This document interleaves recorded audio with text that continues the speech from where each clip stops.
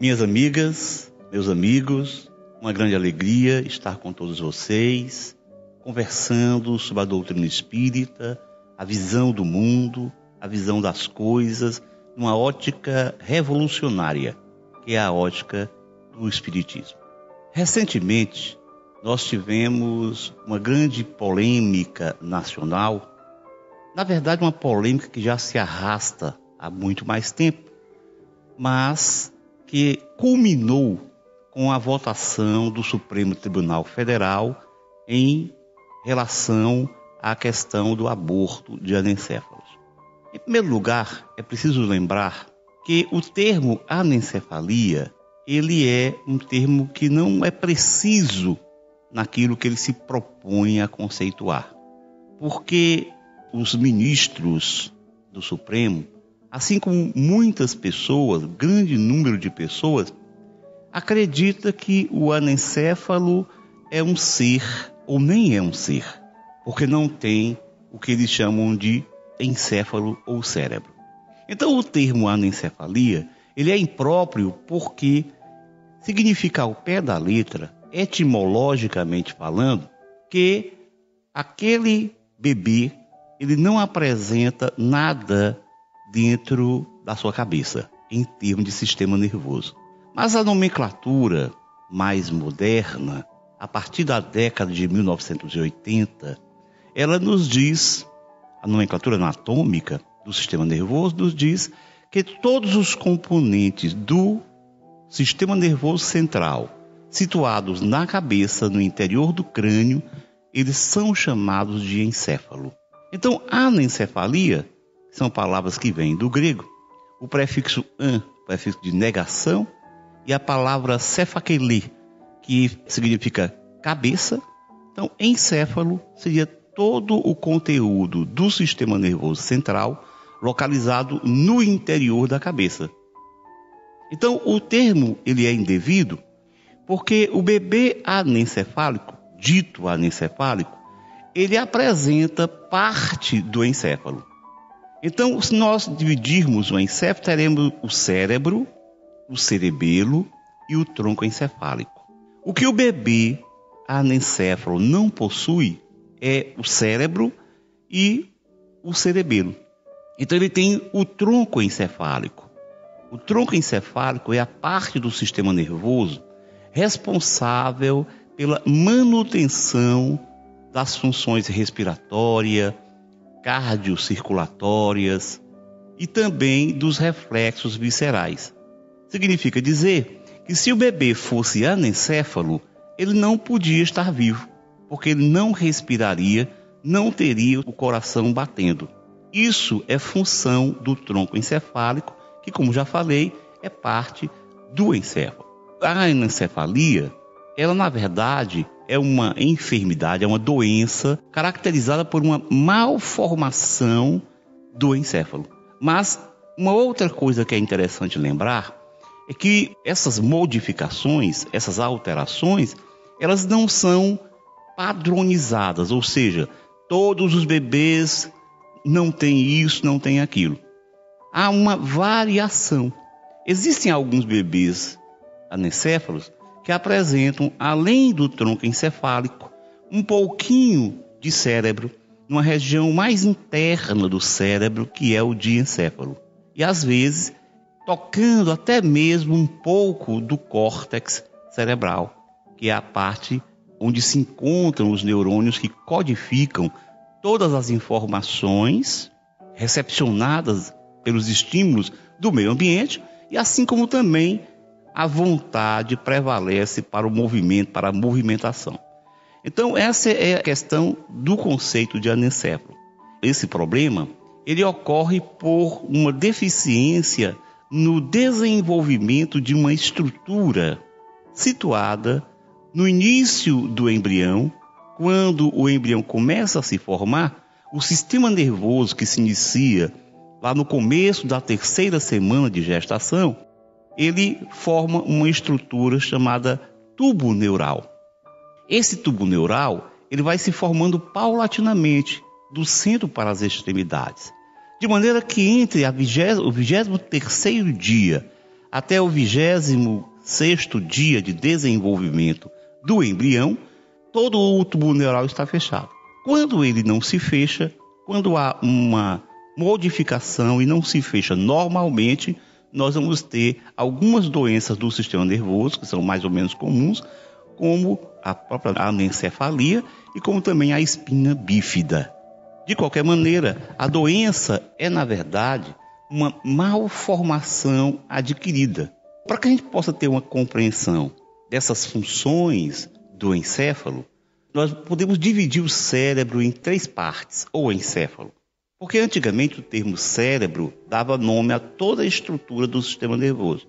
É por isso que um dos estudiosos que acabou dividindo, mostrando que o encéfalo ele é formado por 3 partes que evoluíram ao longo da filogênese, ao longo do desenvolvimento das espécies. Um norte-americano, um cientista chamado Paul MacLean, então ele dizia o seguinte, que durante o desenvolvimento dessas espécies, a primeira parte importante que se forma do sistema nervoso é o que ele chama de cérebro reptiliano. Ele usava o termo cérebro porque na época era a nomenclatura, como eu falei, levava o cérebro como sendo todo o conteúdo. Então o cérebro reptiliano ele é constituído pela medula espinhal, que é a parte do sistema nervoso situada dentro da coluna vertebral, e pelo tronco encefálico.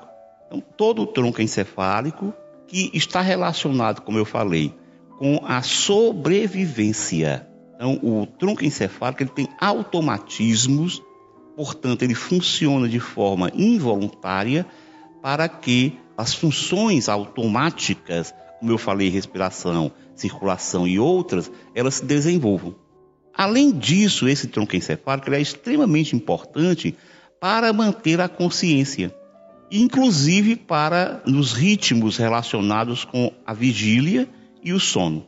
Então, apesar do anencéfalo não ter a região que nós poderíamos dizer ou relacionar mais comumente com a consciência propriamente dita, é preciso lembrar que no tronco encefálico, além das funções de preservação da vida, nós temos também as funções de consciência, porque ele regula o sono e a vigília.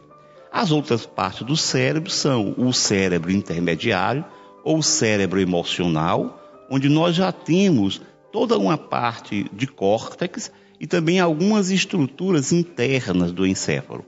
Essa parte emocional é que permite ao ser, no caso, porque isso já começa nos animais inferiores, permitem ao ser ter envolvimentos afetivos com a sua cria, por exemplo, com os filhotes, e também os rituais de acasalamento, como também a busca de colocar espaços próprios, assumir espaços, delimitar territórios.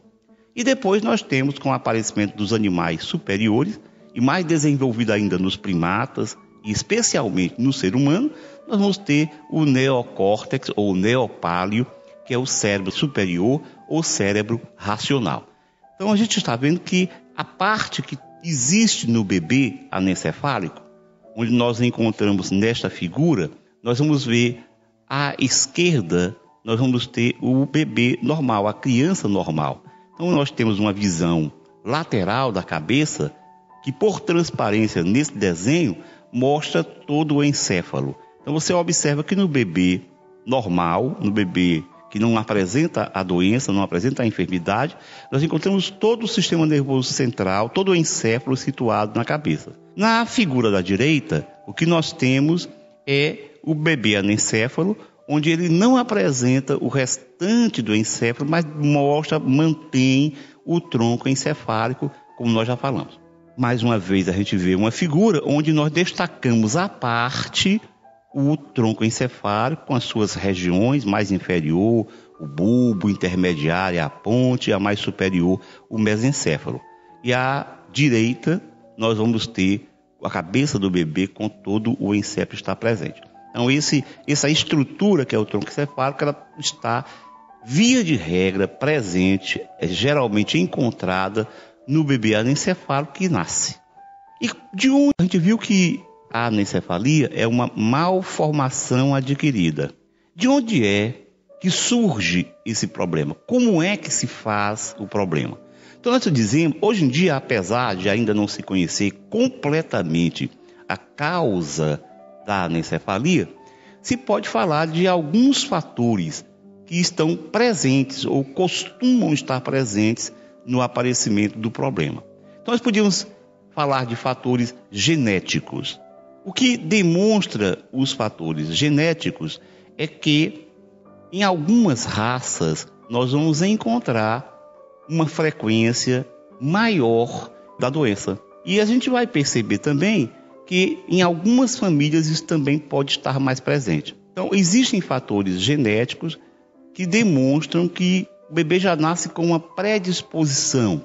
Ele já teria uma predisposição que, encontrando outros fatores, como fatores ambientais, e um dos fatores hoje muito estudados é a deficiência de uma vitamina, que é o ácido fólico, uma vitamina do complexo B, B9. Então, as mulheres que findam por desenvolver um bebê anencefálico, elas possuem, via de regra, uma diminuição dessa vitamina. Tanto que hoje, na prevenção desses problemas de fechamento do tubo neural, se está utilizando dosagens antes que a mulher engravide dessa substância, o que reduziu em torno de 50% a 70% a possibilidade de aparecer a anencefalia. Mas além desses fatores, nós temos também o uso de medicamentos. O uso de medicamentos, como por exemplo o ácido valproico. O ácido valproico é uma substância usada para tratamento das convulsões, para tratamento da epilepsia. Isso é em neurologia. Mas também utilizado na psiquiatria para alguns transtornos mentais, especialmente transtornos do tipo bipolar na fase maníaca. Então, o ácido valproico, a mulher que está usando o ácido valproico e que engravida pode vir a desenvolver a anencefalia, assim como também algumas substâncias, alguns medicamentos ditos antidepressivos. Um outro fator que também estaria implicado com o aparecimento do problema seria o uso de álcool. O alcoolismo também aumenta a possibilidade e também a presença de algumas viroses. Então, hoje em dia, o que se compreende é que existe um conjunto de fatores que levam, no processo de gravidez, de desenvolvimento inicial do sistema nervoso, a um problema de malformação do sistema nervoso, malformação do encéfalo. A presença desse problema varia naturalmente de lugar para lugar. Mas o que se sabe é que nós temos em torno de 0,38 até 2,23 de possibilidade por cento se nós analisarmos todos os casos para cada 1.000 nascidos vivos. Então a gente podia dizer que a cada 2.000 crianças, pelo menos, nasce um anencéfalo, que pode ser reduzido, como eu falei, com a prevenção usando o ácido valproico para as mulheres em idade fértil e que pensam, imaginam, estão buscando engravidar. De qualquer maneira, nós teremos que esses bebês, eles podem nascer vivos, porque uma parte dos anencéfalos não consegue se desenvolver até o momento do parto. Então, 40% em média dos bebês anencéfalos têm morte intrauterina. Mas 25% nascem mortos. Porém, 25% nascem vivos e permanecem vivos. É verdade que boa parte dos que nascem, 70% dos que nascem vivos, eles morrem, desencarnam, já que nós somos espíritas, desencarnam em torno de 48 horas. Mas nós temos casos de bebês que vivem não apenas horas, dias, meses e anos. Então, há alguns casos, como no Brasil temos identificado, no mundo inteiro, existe até na internet, se você procurar, um site sobre anencefalia, onde os pais desses bebês que resolveram assumir essa paternidade, que resolveram permitir o seu desenvolvimento, falam da experiência que é conviver com eles após o nascimento, com todas as suas dificuldades e limitações. E eles sempre referem um afeto, um amor muito grande, uma relação muito importante para com esses bebês naqueles poucos anos que eles vivem. apesar de que dependendo do tipo da redução do encéfalo, se não for muito grande, eles podem viver realmente anos, 3 anos, 4 anos e até mais. Como é que se vai saber que uma criança está anencéfala? O diagnóstico ele é feito a partir da 10ª semana através do ultrassom. Então, através do ultrassom é possível identificar as alterações ou as malformações que nós vamos encontrar no anencéfalo. Entre a 15ª e a 20ª semana, se pode fazer a dosagem no sangue da mãe de uma substância que é liberada na urina do feto e que acaba passando para o líquido amniótico dentro do útero e daí passa para a circulação materna. Essa substância se chama alfa-fetoproteína. Entre a 15ª e a 20ª semana se pode fazer a dosagem e a partir de altos níveis dessa substância, que é uma proteína, como nós estamos vendo, a partir da elevação de altas taxas da alfa-fetoproteína, se pode pensar que existe alguma malformação e, inclusive, se pode pensar na presença de anencefalia. Mas é interessante lembrar que, apesar de a alfa-fetoproteína estar presente no sangue materno quando existe um bebê anencéfalo, é lembrar que ela não é exclusiva da anencefalia. Outras malformações congênitas podem levar ao aumento da proteína, assim como também as gravidezes gemelares podem favorecer, podem aumentar essa taxa. O achado da taxa elevada de alfa-fetoproteína não é excluído, não pode dizer assim, tem alfa-fetoproteína aumentada, então significa ter anencefalia. O diagnóstico, portanto, seria o diagnóstico físico, morfológico, através do ultrassom. Se esses aparelhos de ultrassom forem de alta qualidade, se o ultrassonografista, o médico que faz o exame, tiver muita experiência, bastante experiência nesse campo, no campo das malformações, o diagnóstico ele se faz positivo, presente, real, de 80% a 100%. Porém, nós sabemos muito bem que com um país, por exemplo, como o Brasil, um país extenso, nem sempre você vai ter a possibilidade de ter, primeiro, máquinas com grande qualidade, com grande acurácia no diagnóstico. E também profissionais com experiência suficiente nesse setor, nessa área, para afirmar que existe uma malformação.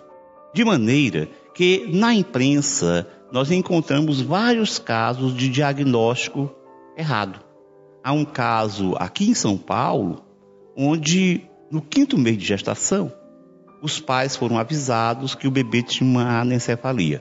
E, apesar de ainda não ter sido votada a lei que permite o aborto dessas crianças, mas já desde 1972, quando um juiz da cidade do Paraná, uma cidade de Londrina, no Paraná, ele permitiu o aborto de anencefalo. E aí foi se criando uma jurisprudência e no Brasil muitos pedidos eram feitos ao juiz e a permissão para o aborto acontecia. Então o que é que fizeram os médicos quando deram o diagnóstico dessa paciente de bebê anencefalo? Sugeriram que ela fizesse o aborto, sob a alegativa de que aquele bebê não tinha chance de sobreviver. Ela, porém, não aceitou, não se conformou e disse que ia levar a gestação até o termo, até o fim.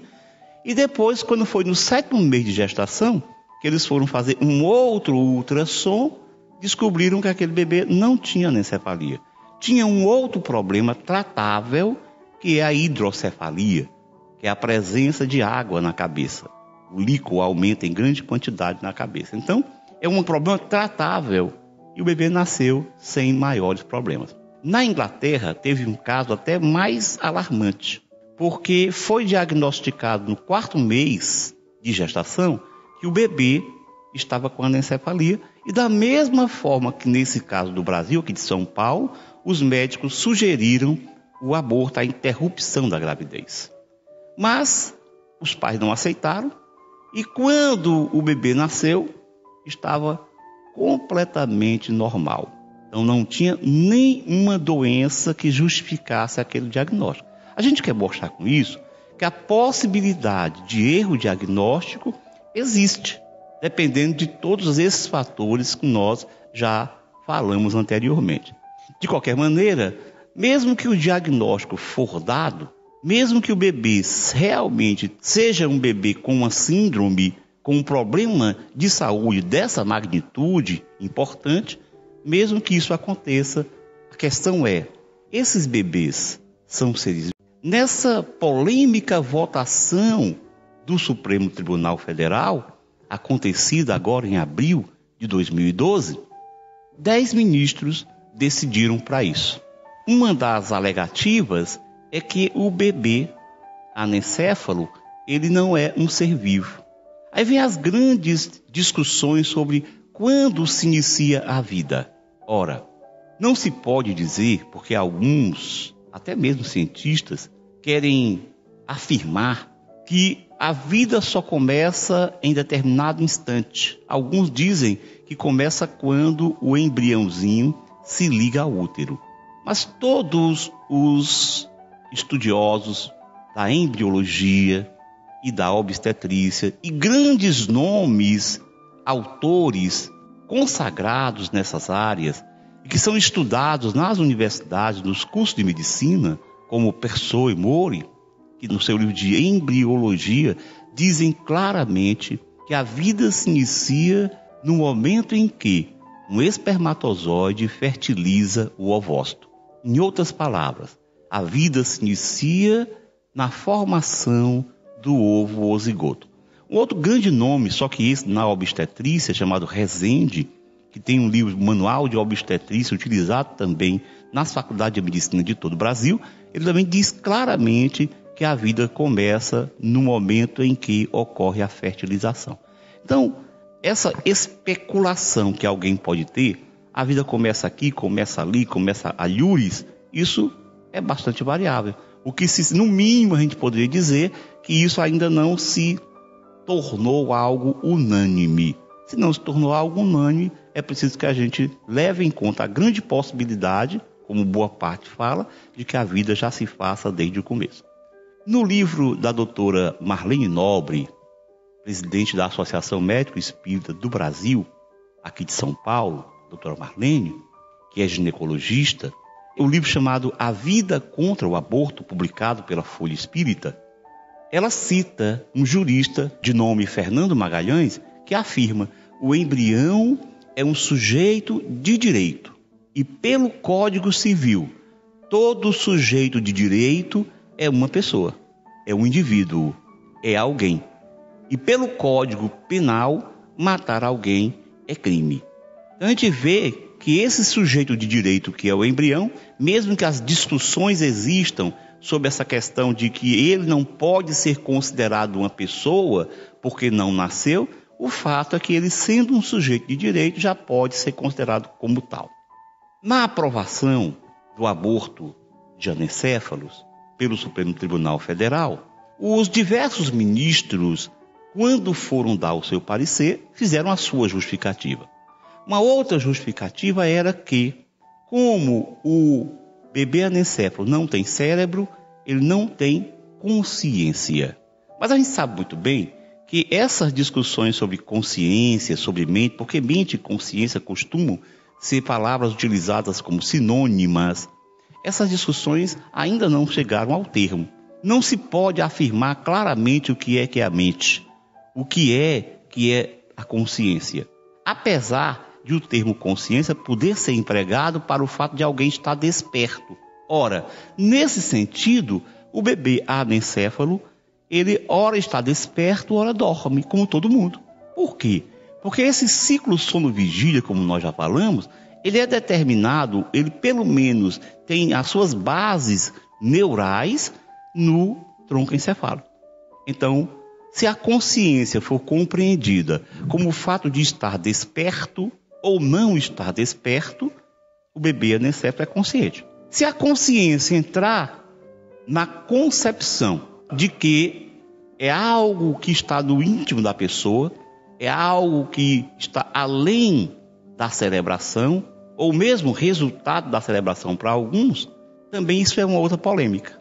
Porque enquanto que os materialistas mais radicais tentam dizer que a mente não existe, que a mente é o resultado da celebração, que nós somos enganados pelo nosso cérebro. Vocês imaginam essa situação? Nós enganados pelo próprio cérebro que quer confundir-nos. Quer dizer, nós somos enganados pelo próprio cérebro que nos faz pensar que temos uma mente. Mas se ele engana nós, então nós não somos o cérebro. Então ele se engana. Olha a grande confusão que se forma a partir daí. De qualquer maneira, eu repito, não existem informações precisas do que seja a mente, do que seja a consciência nessa significação outra. Do ponto de vista espírita, nós podemos dizer que o anencéfalo tem consciência.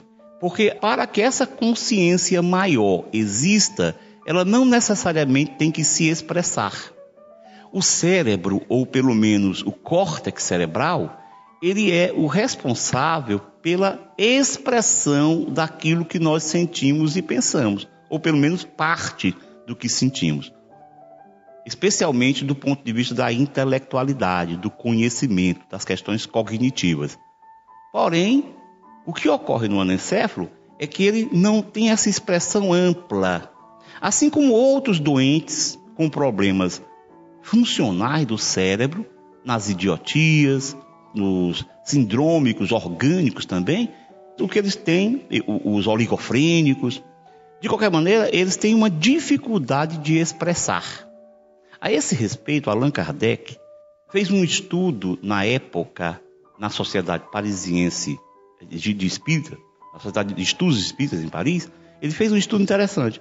Ele evocou o espírito, a mente, a consciência, se assim o quisermos, de alguns pacientes que eram tidos como alienados. E a surpresa é que esses espíritos se comunicaram bastante lúcidos, compreendendo que viviam uma dificuldade e relacionando a dificuldade presente com comportamentos pretéritos que haviam lesado a região do perispírito e, consequentemente, repercutiram na formação, no desenvolvimento da estrutura física. Então, eles tinham consciência, apesar de não terem a possibilidade de expressar a consciência. É como se alguém, em uma determinada situação, quisesse se comunicar e o telefone estivesse sem funcionar.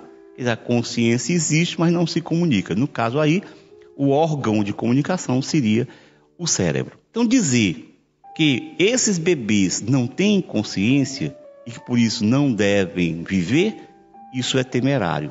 Isso não tem bases, nem mesmo bases científicas materialistas, nem mesmo dentro do estudo exclusivo das neurociências se pode afirmar isso. Porque o materialismo, esse materialismo promissório, esse que afirma que não existe mente, esse materialismo é, como diz o nome, promissório.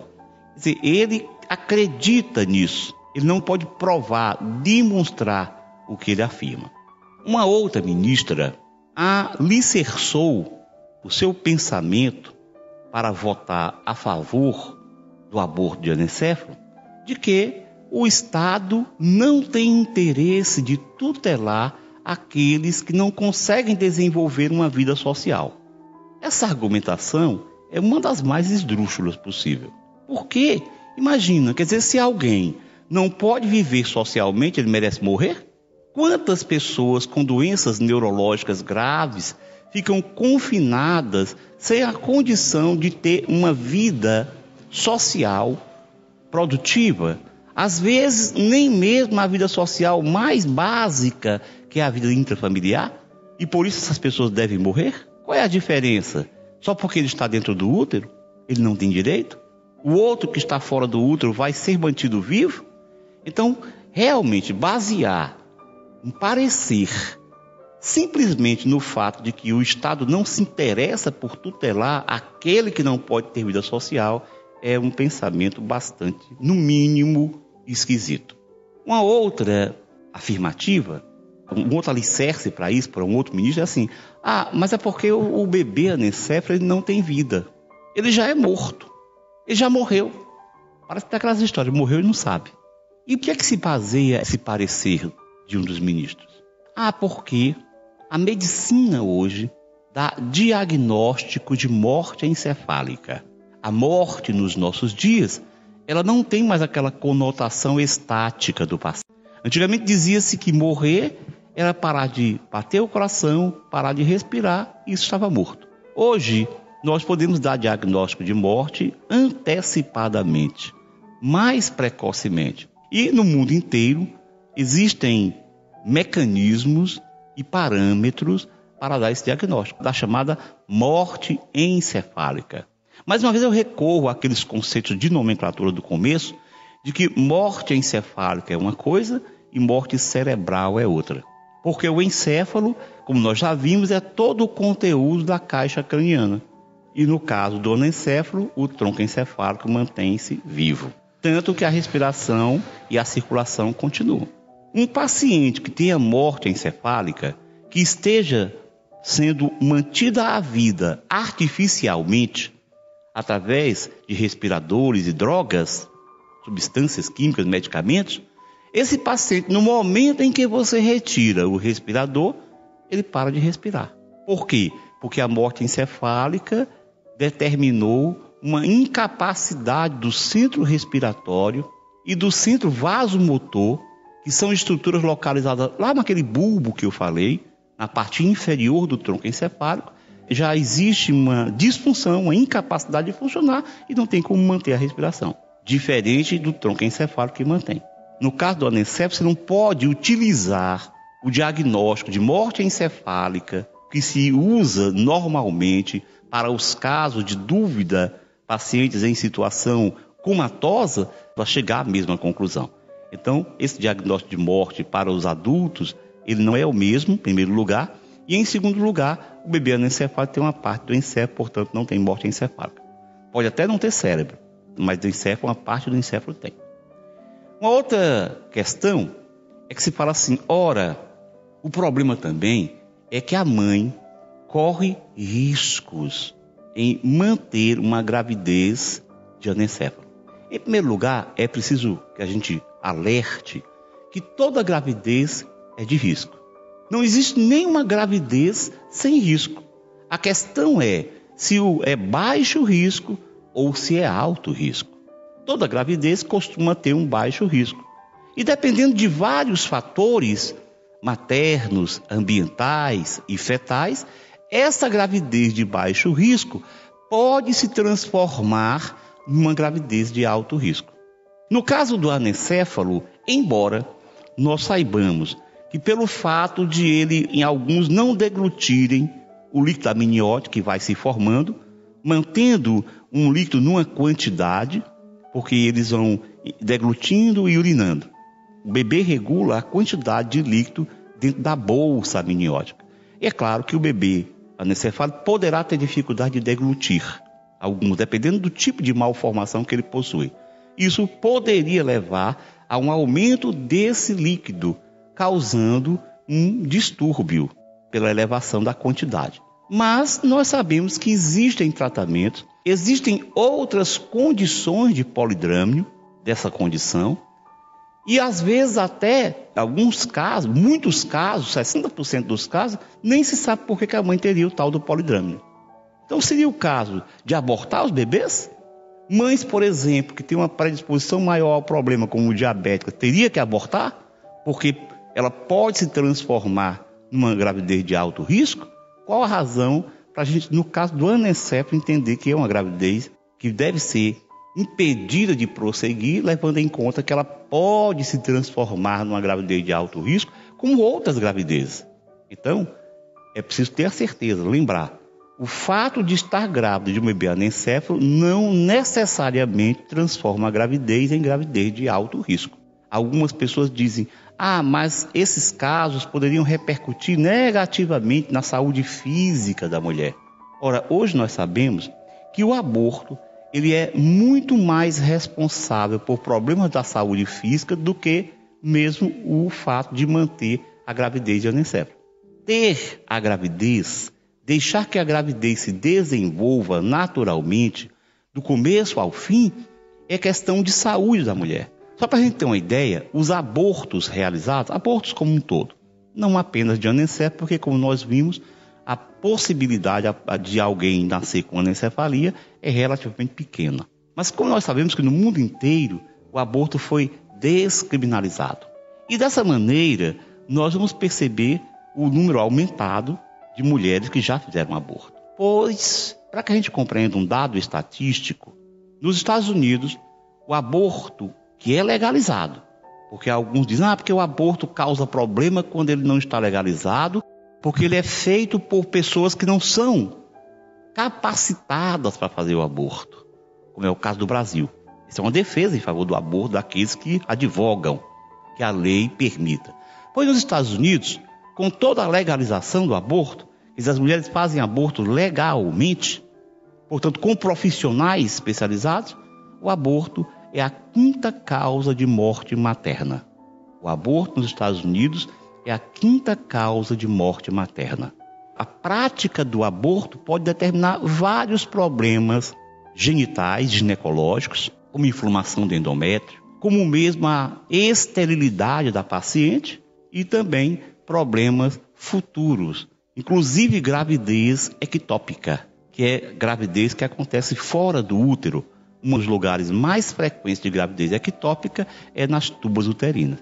E aí a gravidez, naturalmente, como ela se forma, ela permanece, quer dizer, nós não temos a migração do embrião para o útero, o que ocorre é que o bebê começa a aumentar de tamanho, a tuba uterina é fininha, e ele causa muitas vezes um quadro agudo de ruptura da tuba uterina e, consequentemente, um quadro de hemorragia que precisa ser operado de emergência. Então, não dizer que o anencéfalo, pelo fato de manter a gravidez, vai causar doença física, nós estamos vendo que não corresponde à realidade dos fatos.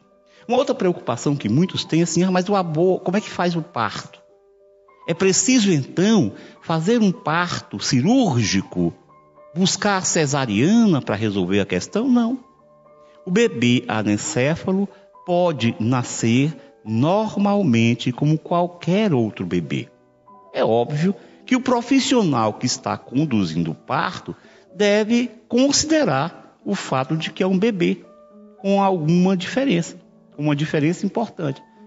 E ele vai cuidar para que a bolsa das águas, como se diz, quer dizer, o saco amniótico, que quando começa a haver o parto, ele começa a se exteriorizar no colo uterino, então essa bolsa deve se manter o máximo possível, deve-se evitar fazer a ruptura da bolsa uterina.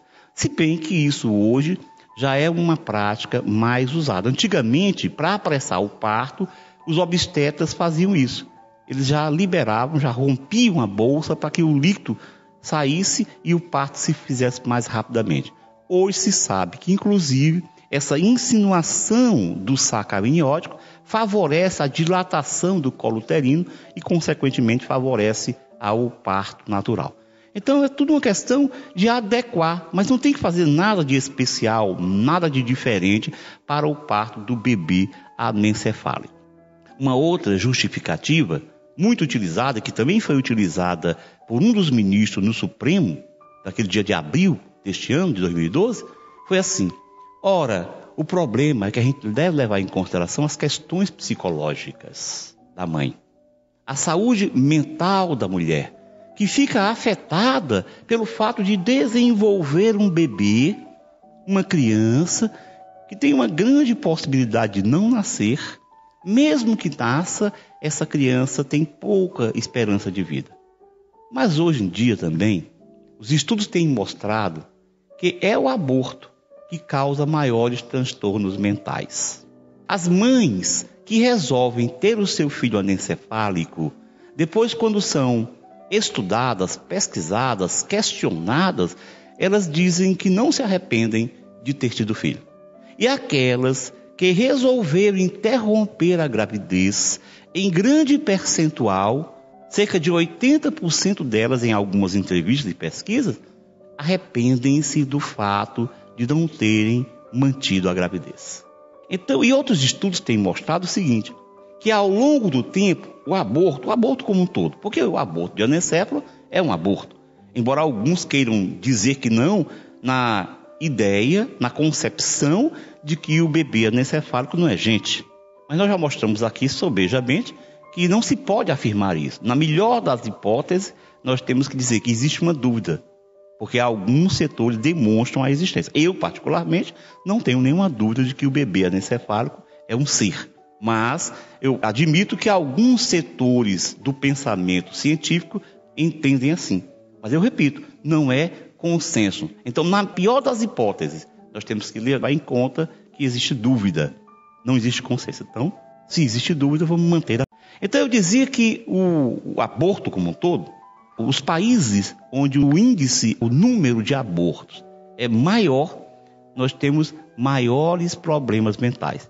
E eu nem falei no estudo que foi feito nos Estados Unidos, que tem sido feito, não é apenas um estudo, é um grupo de pessoas, inclusive com análise e outras pesquisas, demonstraram que a mulher que faz aborto tem mais chance de ter câncer de mama.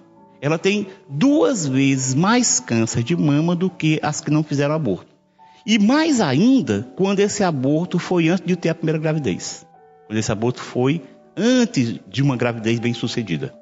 Então, isso são números, são estatísticas, são pesquisas. Há mesmo quem sugira que é preciso informar para a mulher, nos países em que o aborto é possível, que ela corre risco de vida. Não apenas no aborto, pela mortalidade pelo aborto, que existe, muitas mulheres, mesmo em lugares apropriados, em hospitais, podem ter morte pelo aborto, podem ter infecções pelo aborto, podem ter perfuração uterina e tudo mais. Mas também problemas a longo prazo. E eu repito, hoje existem estudos de alguns pesquisadores nos Estados Unidos demonstrando que existe uma relação entre câncer de mama e aborto. Mas voltando ao problema mental, estudos também têm mostrado que as mulheres que fazem aborto, ao longo do tempo, elas desenvolvem transtornos mentais. Do tipo, por exemplo, síndrome traumática pós-aborto, onde ela vai ter vários sintomas. E não obrigatoriamente isso acontece de imediato. Às vezes a mulher ela entra no mecanismo de defesa do ego de negar a questão. E depois de alguns anos ela começa a ter problemas emocionais. Inclusive doença depressiva e outras ansiedades, com repercussão importante para a sua vida. E os estudiosos da área até ensinam que essas pessoas que têm síndrome traumática pós-parto, que desenvolvem transtornos mentais ao longo do tempo, após a prática abortiva, essas pessoas têm quadros graves, inclusive com dificuldade de tratamento. E tem o testemunho de uma mulher que sofreu desses problemas, e ela diz assim: o nosso grave problema é a culpa, é o sentimento de culpa que se perpetua. E diz: mas mesmo quando conseguimos nos tratar e nos libertar da culpa, está sempre em nós gravada a morte do filho. Então, é preciso dizer para as mulheres, existem até associações nos Estados Unidos e na Espanha, grupos de mulheres que se dizem enganadas, vitimadas pelo aborto. Porque elas dizem, ninguém disse para nós isso. E muitas vezes nós éramos levadas de alguma maneira premida a realizar o aborto. Porque a sociedade cobra, o parceiro cobra, a família cobra. Como é que você vai ter esse filho? E às vezes a mulher, diante da possibilidade legal de realizar e amparada pelo médico que vai fazer o aborto, então ela entende, se é permitido, se um médico faz isso, é porque isso não tem perigo para mim. Então um grupo de mulheres, tanto na Espanha, eu repito, como nos Estados Unidos, já formaram associações de mulheres que sofreram aborto, que se consideram vitimadas, violadas no seu direito, porque dizem, nós não fomos informadas das repercussões do aborto. Era dito para nós que o aborto era uma coisa segura, sem problema.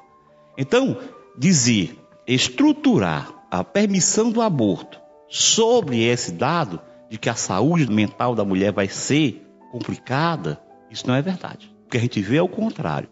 Até porque existe, do ponto de vista psicanalítico, o que se chama, e o Dr. Gilson, que é presidente da Associação Médica do Rio Grande do Sul, fala isso num livro muito interessante que foi editado pela Associação Médica Espírita do Brasil, chamado A Vida do Anencéfalo, Dr. Gilson Luiz Roberto.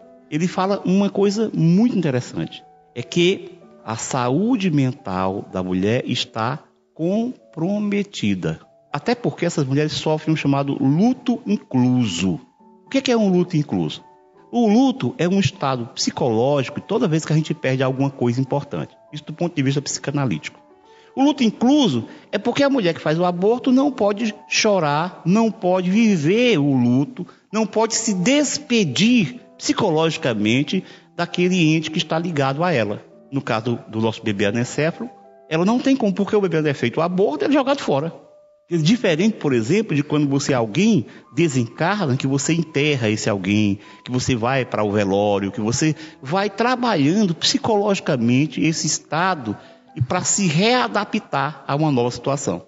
Então, esse luto incluso geraria com o tempo a um sentimento de culpa e o adoecimento mental da mulher.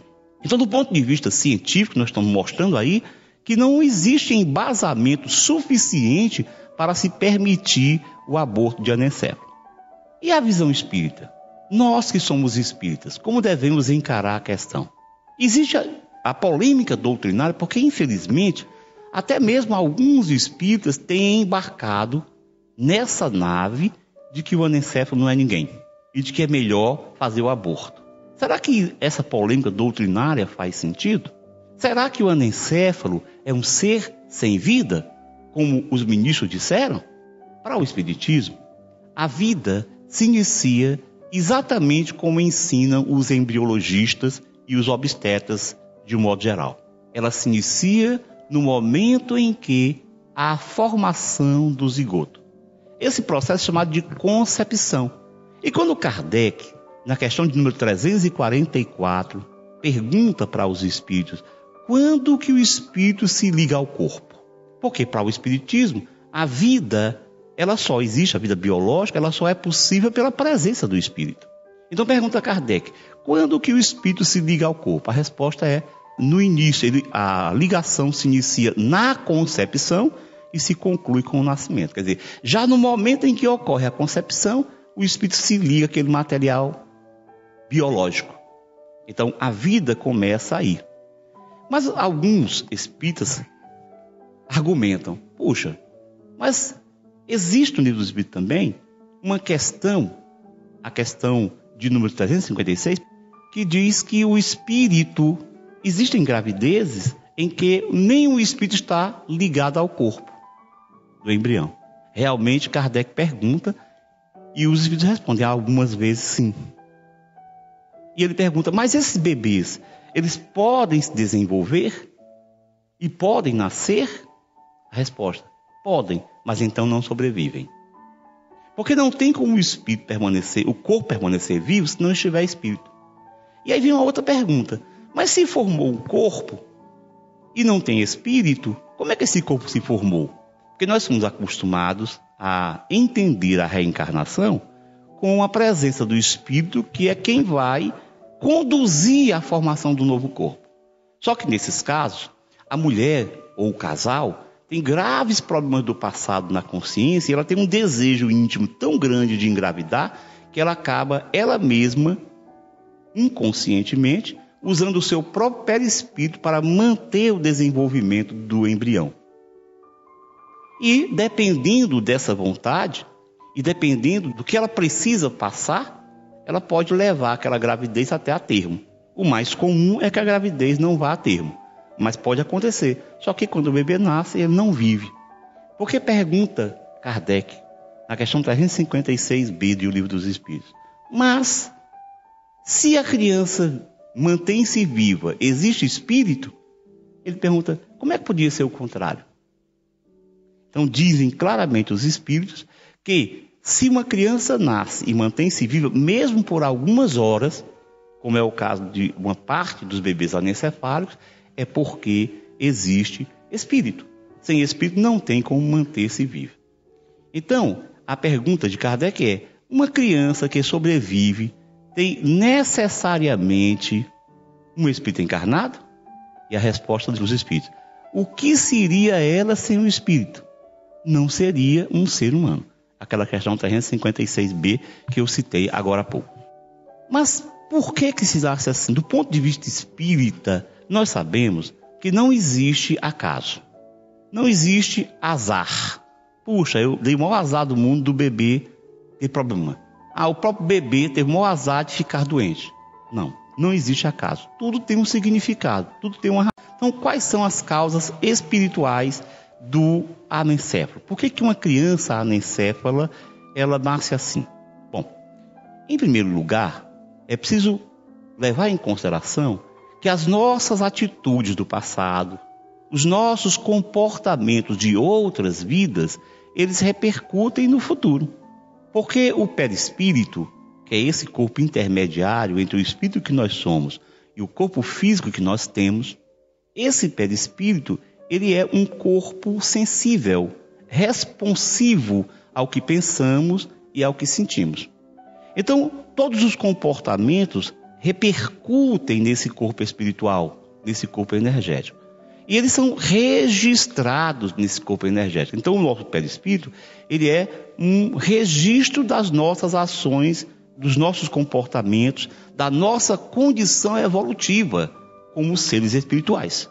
E se essas repercussões forem profundas, há modificações vibratórias no perispírito, nas regiões específicas onde nós tivemos o comportamento ou relacionamos com o comportamento negativo, e essas regiões vão naturalmente manterem-se no perispírito, e quando se vai reencarnar, considerando que o perispírito é um modelo organizador biológico, quer dizer, é o perispírito quem vai sintonizar por afinidade com o material genético celular dos gametas, e é por isso que não é o gameta de maior vitalidade e capacidade que ganha aquela corrida de 200 milhões, entre 200 milhões, até chegar o ovócito, lá na tuba uterina.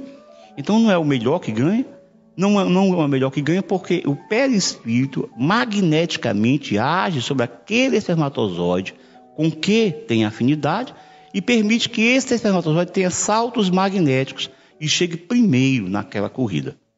Então, o que ocorre é que, como esse perispírito tem alterações vibratórias na região, ele vai influenciar na construção do novo corpo. Então, atitudes de rebeldia do passado, a utilização indevida, a utilização inadequada, com repercussões graves para os outros e até para si mesmo, da inteligência, podem alterar o perispírito e levar a distúrbios na construção do sistema nervoso, inclusive do próprio cérebro. Assim como também atitudes contrárias à própria vida, suicídios em que a pessoa lesa, destrói o cérebro, como por exemplo, atirando na cabeça, jogando-se embaixo de um trem.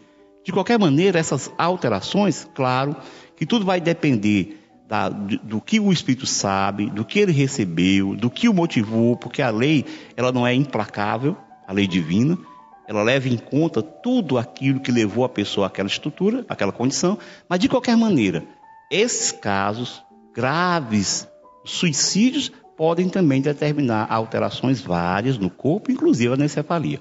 O espírito Joana de Ângeles, mentora espiritual do médium baiano Divaldo Pereira Franco, muito conhecido no Brasil e fora do Brasil, ela, numa psicografia realizada, interessante, em abril de 2011, eu digo interessante porque o STF aprovou em abril de 2012. Essa psicografia aconteceu na Casa do Caminho, lá em Salvador, em abril de 2011. Então, em determinado momento, esse espírito diz o seguinte: é inevitável o renascimento daquele que assim buscou a extinção da vida, referindo-se ao suicídio, portando degenerescências físicas e mentais, particularmente a anencefalia. Então, existem razões para que a anencefalia aconteça. Não é simplesmente um azar que a pessoa teve. Óbvio que aqueles fatores físicos, genéticos tem a ver com o espiritual, e os próprios fatores físicos, eles levam a pessoa a ter a possibilidade da doença. Quer dizer, muitas pessoas que têm aqueles mesmos fatores, se não tiver predisposição, não vão ter a anencefalia, o bebê.